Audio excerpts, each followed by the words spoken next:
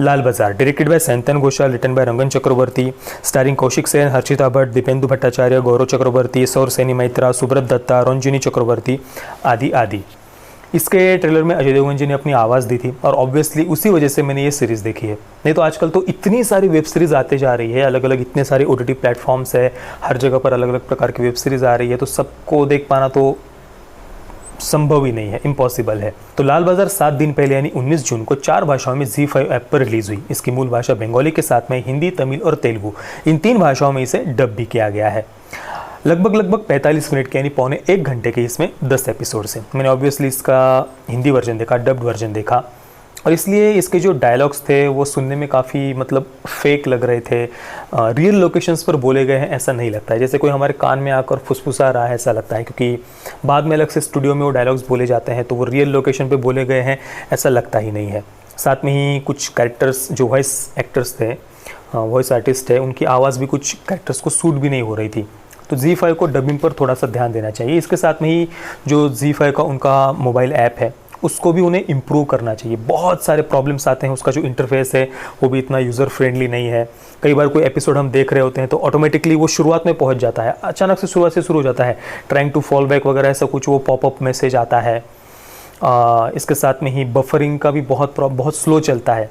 मैं same same card पर same data plan के साथ में नेटफ्लिक्स यूज़ करता हूँ, बहुत स्मूथली चलता है, पर ZEE5 पर लोड होने में बहुत ज़्यादा समय लेता है। तो ये प्लीज़ ZEE5 को अपने यूज़र इंटरफेस को, मोबाइल ऐप को इम्प्रूव करने की बहुत ज़्यादा आवश्यकता है। चलिए लाल बाजार की कहानी के बारे में बात करते हैं। कोलकाता के होमिसाइड डिपार्टमेंट के सर्कल ऑफिसर अबिदा की एक क्रिमिनल गैंग के साथ में मुठभेड़ में हत्या हो जाती है, जिसके बाद में इस डिपार्टमेंट के जो हेड है सुरंजन सेन, वो अंदर से पूरी तरीके से टूट जाते हैं, क्योंकि वो अबिदा से प्रेम करते थे, उसको पसंद करते थे।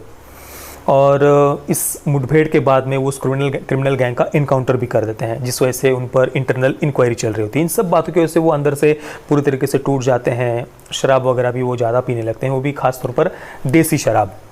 इस घटना के कुछ समय के बाद से ये सीरीज शुरू होती है।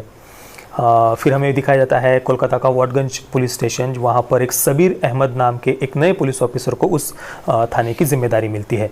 वहाँ पर वाटगंज थाने की उन्हें जिम्मेदारी मिलने के बाद में उस एरिया में एक गर्भवती वैश्या की हत्या हो जाती है, जिसे सुसाइड दिखाने की कोशिश की गई थी। अब इस हत्या के पीछे कुछ बहुत ज़्यादा बड़े लोगों का हाथ होता है, काफ़ी सारे राज छुपे हुए होते हैं। अब सबीर अहमद जब उस हत्या को इन्वेस्टिगेट करने लगते हैं तो काफ़ी सारे उनको थ्रेट्स मिलने लगते हैं, पर्सनल और प्रोफेशनल लाइफ में भी उन्हें बहुत सारे प्रॉब्लम्स आते हैं। तो ये एक जो कहानी है, यानी गर्भवती वैश्या की हत्या का जो इन्वेस्टिगेशन है, ये इस पूरी वेब सीरीज़ का बेस है। इसे शुरुआत से आखिर तक उन्होंने कंटिन्यू किया है। इसके साथ में एक और पैरेलल कहानी चल रही होती है, जो मैंने सुरंजन सेन और उनका जो होमिसाइड डिपार्टमेंट के बारे में मैंने आपको बताया। ये डिपार्टमेंट इस पूरी सीरीज़ में अलग अलग कई सारे केसेस को सॉल्व करते जाता है, जिनका इस मूल गर्भवती वैश्या की हत्या से कोई कनेक्शन नहीं होता। बस ऐसे ही रैंडमली कुछ केसेस को वो सॉल्व करते जाते हैं, उनको हमें दिखाया गया है। जैसे कि एक ऑब्सेस्ड बेटे के द्वारा उसकी माँ के मृतदेह के साथ में छेड़छाड़, इसके अलावा एक डांस ग्रुप के सदस्य की हत्या, एक पूरे परिवार की उसके बच्चों के साथ में हत्या, इसके अलावा एक समलैंगिकों से नफरत करने वाले सीरियल किलर को पकड़ना, आदि आदि। इस प्रकार के कई सारे केसेस को वो सॉल्व करते हैं। इस डिपार्टमेंट में 4 सदस्य दिखाए गए हमें। एक है अनिसुर रहमान, उसकी एक बेटी है जो व्हीलचेयर पर ही रहती है, उसके साथ एक हादसा हुआ था, उसके बारे में हमें थोड़ी सी संक्षेप में जानकारी दी गई इस सीरीज़ में। इसके अलावा दूसरा इस होमिसाइड डिपार्टमेंट का सदस्य है मीरा, जो फील्ड पर काम करने के लिए काफ़ी ज़्यादा उत्सुक है और उसके विवाह की घर पर बात चल रही है, पर माता पिता के मर्ज़ी से वो विवाह नहीं करना चाहती।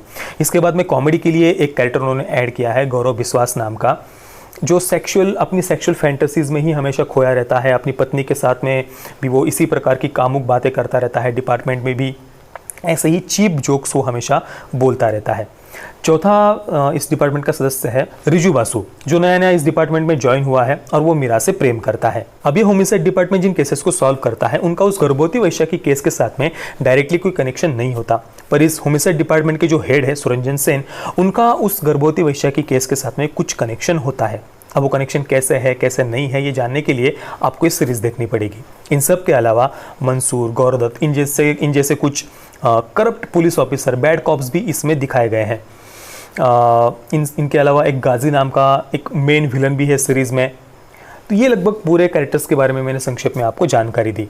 तो कुल मिलाकर इस सीरीज़ में पुलिस डिपार्टमेंट कैसे काम करता है, पुलिस ऑफिसर्स की पर्सनल और प्रोफेशनल लाइफ के प्रॉब्लम्स क्या होते हैं, वो कैसे अलग अलग केसेस को सॉल्व करते हैं, या पुलिस डिपार्टमेंट की जो इंटरनल पॉलिटिक्स है, ये सब दिखाने पर इस सीरीज़ में मुख्यतः फोकस किया गया है। बाकी जितने भी केस इस सीरीज़ में दिखाए गए हैं, किसी भी केस में कोई सस्पेंस नहीं है और वैसे कोई सस्पेंस डेवलप करने की कोशिश ये सीरीज़ करती भी नहीं है। किसी भी केस के इन्वेस्टिगेशन शुरू होते ही सारे पत्ते ये सीरीज़ हमारे सामने खोलकर रख देती है, यानी हमें शुरुआत में ही पता चल जाता है कि यार यहाँ पर हत्या किसने की होगी या क्या रीज़न होगा। तो वैसा कुछ ज़्यादा हमें सोचने की आवश्यकता नहीं पड़ती है और इस सीरीज़ का वैसा कोई उद्देश्य भी नहीं है। इस सीरीज़ का मुख्यतः जो फोकस है वो पुलिस डिपार्टमेंट कैसे वर्क करता है, उनका जो इंटरनल पॉलिटिक्स वगैरह होता है वो दिखाने पर ही इस सीरीज़ का मुख्य फोकस था। तो अगर आप कुछ सस्पेंस देखना चाहते हैं या कोई क्राइम थ्रिलर वगैरह की अपेक्षा से अगर इस सीरीज़ देखते हैं तो आप थोड़ा सा आपको निराशा मिल सकती है, पर इसका मतलब ऐसा नहीं कि ये सीरीज़ हमें बोर करती है, बिल्कुल नहीं। शुरुआत के 3 एपिसोड्स तक थोड़ा सा हमें इस सीरीज़ में सेट होने में, इसके कैरेक्टर्स के साथ में जुड़ने में थोड़ा सा समय लगता है, पर तीसरे एपिसोड के बाद में ये सीरीज़ हमें अपने साथ में बांध कर रखती है। इस सीरीज़ के एंडिंग में उन्होंने ये भी क्लियर कर दिया है कि वे सीज़न 2 भी बनाने वाले हैं और बिल्कुल मैं इसका सीज़न 2 भी देखना चाहूँगा। सीरीज़ में सभी ने अपनी तरफ से बढ़िया परफॉर्मेंस दिया है, पर मुझे खास तौर पर सुब्रत दत्ता जिन्होंने गौरव दत्त इस करप्ट पुलिस ऑफिसर का कैरेक्टर प्ले किया है, उनका परफॉर्मेंस खास तौर पर पसंद आया। काफ़ी कम समय उनके कैरेक्टर को सीरीज़ में मिला है, पर फिर भी अपनी एक अलग छाप वो इस सीरीज़ में छोड़ जाते हैं। बाकी सभी ने भी बढ़िया परफॉर्मेंस दिए हैं। तो अगर आप में पेशेंस से थोड़ा संयम है और आप एक पुलिस डिपार्टमेंट पर आधारित सीरीज़ देखना चाहते हैं तो ज़्यादा कुछ एक्सपेक्टेशंस रखे बगैर आप इस सीरीज़ को देख सकते हैं। मैं लाल बाजार को दूंगा 7 out of 10 stars. Parental guidance की बात करें तो इसमें ढेर सारी गालियाँ है, सेक्स सीन भी है, न्यूडिटी नहीं है, इसके अलावा ड्रग्स और ड्रिंक और स्मोक की भी कुछ सीन्स है, वायलेंस भी ढेर सारा है। तो ऑब्वियसली पेरेंट्स के साथ में देखने जैसी तो ये चीज़ नहीं है। तो दोस्तों, आपने अगर ये सीरीज़ देखी तो आपका एक्सपीरियंस कैसा रहा मुझे आप नीचे कमेंट में ज़रूर बताइए। जय श्री राम, वंदे मातरम।